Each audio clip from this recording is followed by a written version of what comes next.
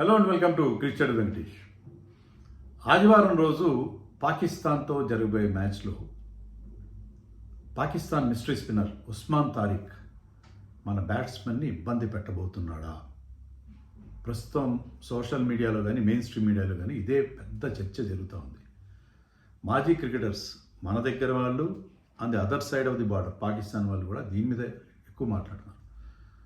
So అతని action లీగల్గా లేదు, దాంట్లో అతని యాక్షన్ చాలా అబ్జెక్షనబుల్గా ఉందని చెప్పి చర్చలు జరుగుతున్నాయి. దాని మీద ఆల్రెడీ ఐసీసీ ఎంక్వైరీ చేసినట్టు కొన్ని ఫేక్ డాక్యుమెంట్స్ ప్రొడ్యూస్ చేస్తున్నారు.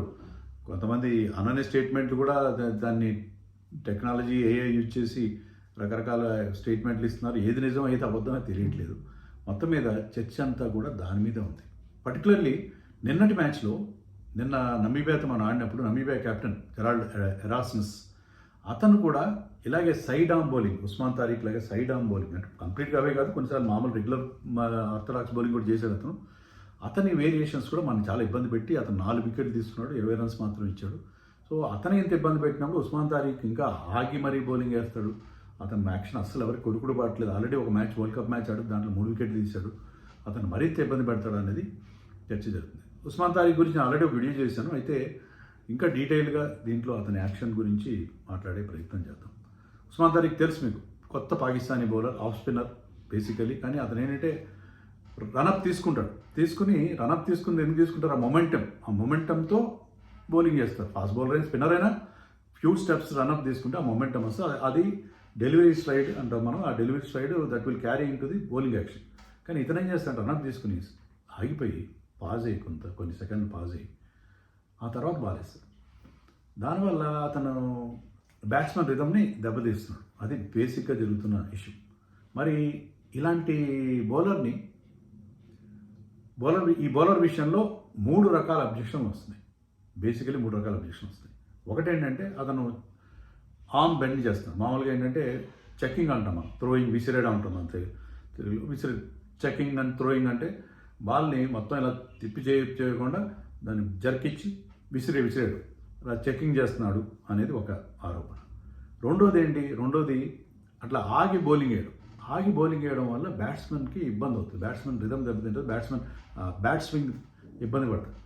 సో అతను ఒక రకమైన షాట్ ప్రిపేర్ అవుతుంది. బౌలర్ ఆగిపోతే అతనికి కొంచెం ఇబ్బంది ఏర్పడుతుంది. అది అన్ఫేర్ ప్లే అని చెప్పి ఒకటేమో ఇల్లీగల్ బౌలింగ్ యాక్షన్. రెండోది దాంట్లో ఆగి వేయకూడదని ఎక్కడ రూల్స్లో లేదు, కానీ అలా ఆగి వేయడం అనేది అన్ఫేర్ ప్లే కింద వస్తుంది. అన్ఫేర్ ప్లే కింద అంపైర్స్ దాన్ని అబ్జెక్షన్ చేయొచ్చు అని చెప్పి ఒకటి.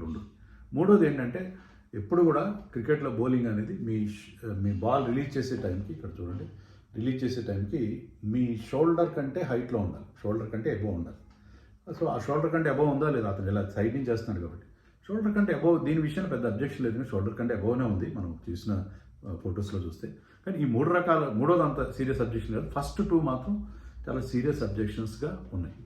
వీటి గురించి మనం మాట్లాడదాం. అసలు చెక్కింగ్ అంటే ఏంటి? చెక్కింగ్ అంటే అదే విసిరేయడం, బాల్ విసిరేయడం.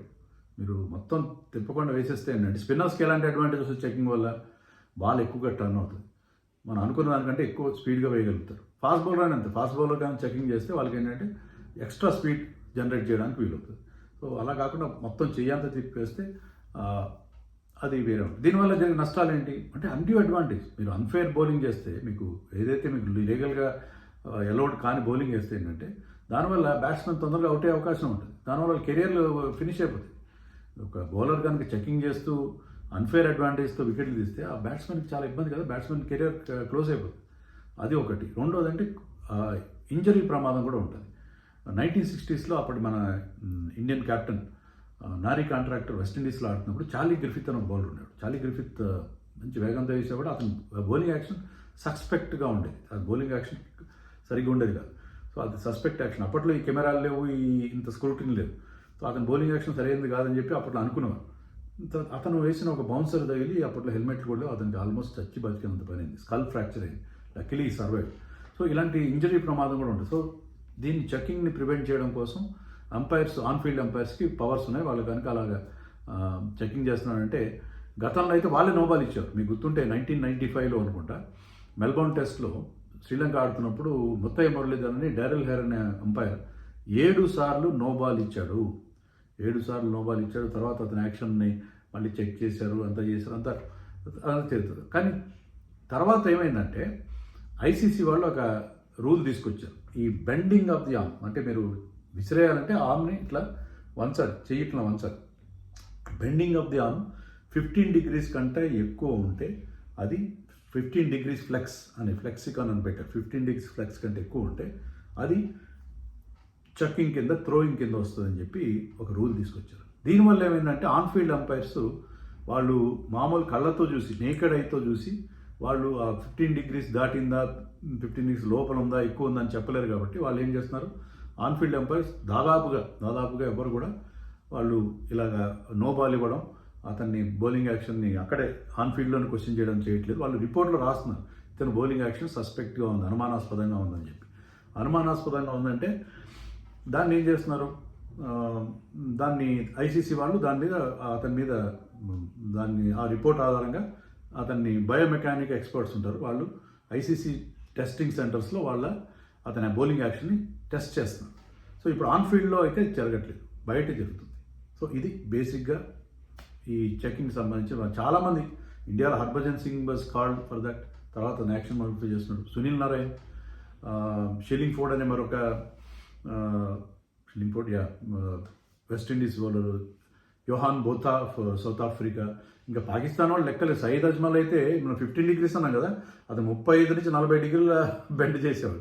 అతను అలా బోల్డెన్ వికెట్ తీశారు సయీద్ అజ్మల్. తర్వాత అతన్ని కాల్ చేశారు, బ్యాన్ కూడా చేశారు సయీద్ అజ్మల్. షోయబ్ అఖ్తర్ ఫాస్ట్ బాల్ వస్తే ఈవెన్ బ్రెట్లీ వాజ్ కార్డ్. ఎవరైతే 100 మైళ్ళ వేగంలో బౌలింగ్ చేశారో Shoaib Akhtar and Brett Lee both were called for suspect action. అలాగే చాలామంది విషయంలో ఈ సస్పెక్ట్ యాక్షన్ సంబంధించి జరిగాయి.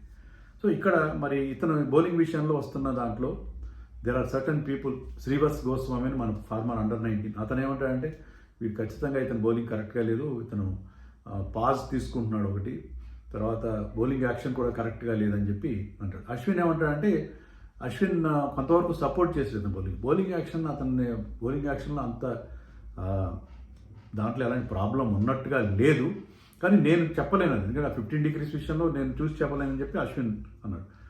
దీనికి ఆకాష్ చోప్రా ఏమంటాడంటే ఆకాష్ చోప్రా కొన్ని డెలివరీస్ అతను ఫాస్ట్గా వేస్తున్నాడు. ఒకే అతను ఆగిపోయి వేస్తున్నప్పుడు ఒకే స్పీడ్లో రావాలి, కానీ ఒకసారి 20-25 kilometers డిఫరెన్స్ వస్తుంది ఒక డెలివరీకి ఒక డెలివరీ. సో అంత వేగంగా నెక్స్ట్ డెలివరీ ముందు డెలివరీ కంటే 25 kilometers వేగంగా వస్తుందంటే అది నువ్వు ఆర్మ్ బెండ్ చేసి త్రో చేయకుండా రాదు కదా అని అతను ఒక సందేహం వ్యక్తం చేసి, ఇవన్నీ కూడా నాన్ టెక్నికల్గా చెప్తున్న మ్యాటర్స్. యాక్చువల్లీ ఈ ఉస్మాన్ తారిక్ అనే బౌలర్ని ఆల్రెడీ 2 సార్లు అతని బౌలింగ్ యాక్షన్ని రిపోర్ట్ చేశారు అంపైర్స్ పాకిస్తాన్లో.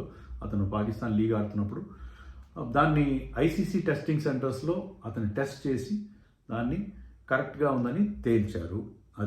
ఇది మనం ఇప్పుడు ఫస్ట్ ఆస్పెక్ట్ గురించి మాట్లాడుతున్నాం, ఏది చెకింగ్ ఉందా లేదా.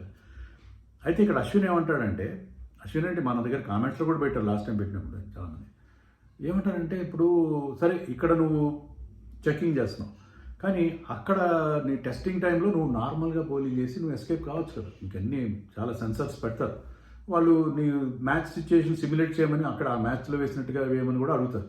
అయినా కూడా అక్కడ నువ్వు జాగ్రత్త పడి నువ్వు వాళ్ళకి దొరకకుండా బయటపడే అవకాశం ఉంటుంది కదా అంటాడు. అలా చాలామంది బౌలింగ్ యాక్షన్ మాడిఫై చేసుకున్నాం అని చెప్పి సునీల్ నారాయణ ఎన్నోసార్లు మాడిఫై చేస్తున్నాడు బౌలింగ్ యాక్షన్. సో అందరూ బౌలింగ్ యాక్షన్ మోడిఫై చేసుకున్నా కూడా అశ్విన్ రైజ్ చేసే ఒక వ్యాలిడ్ పాయింట్ ఏంటంటే, ఎంత మోడిఫై చేసుకున్నా నీకు ఎక్కడ పోతుంది, పాత బుద్ధులు ఎక్కడ పోతాయి.